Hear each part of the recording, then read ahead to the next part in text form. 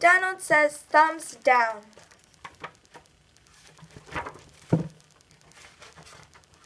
Donald is truly growing up. He could pull on his jeans and put his shirt on right side out. He could even fasten his sneakers.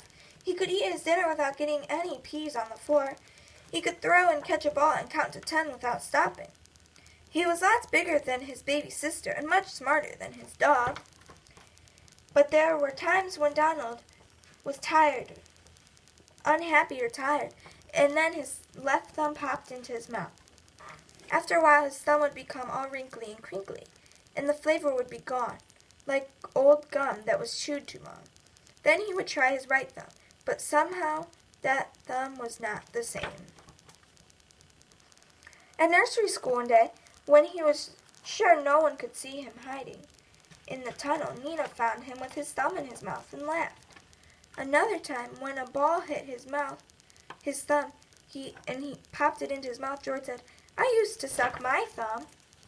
Donald began to think he was too big to suck his thumb. He told his father, "I'm going to stop sucking my thumb. If that's what you want, fine. But don't worry about it," his father said. "You'll stop sucking your thumb when you're ready to." Donald decided he was ready, and so he tried to stop. On Tuesday, he wore his mittens, but they were too stuffy and itchy and awkward. On Wednesday, he stuck his thumb in his beets at dinner. That made his thumb taste bad, but it was messy. On Thursday in school, he sat on his hands, but that was lumpy and uncomfortable, and he couldn't finger paint. It was hard not to suck his thumb.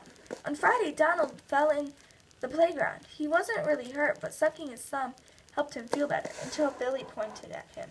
Donald felt awkward. When he told his mother what had happened, she sat right down and pulled him on her lap. "I'm sorry Billy made you sad.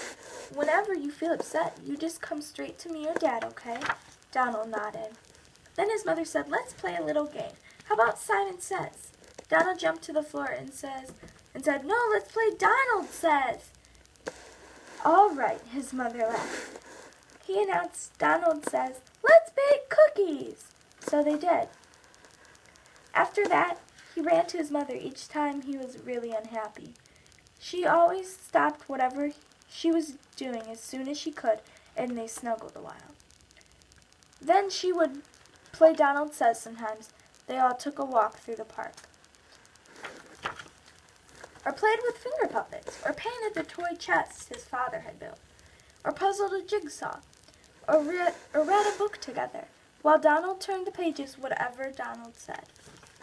Then one night, his mother dried him off after his bath. She said, "You haven't sucked your thumb for days and days." "I know," Donald whispered. "I still do at night, though." "Never mind that. I'm really proud of you." And she hugged him tight as she dried his hair off with the towel. Before he got into bed, Donald thought of a long list of things he could do now. He was pleased, and he nodded. "I can go every day without sucking my thumb." He stood in front of his mirror. He stood as tall and as straight as he could, looked himself in the eye, and declared, "Donald Says, thumbs down." From that night on, whenever Donald felt like sucking his thumb, he'd hold it up and say to himself, "Donald says thumbs down," and then he'd do something else instead. Sometimes he sang, sometimes he hugged his stuffed monkey, sometimes he made shadow puppets on the wall, but he always kept his thumb away from his mouth, and slowly, very slowly, Donald forgot about sucking his thumb, until finally he didn't think about it at all.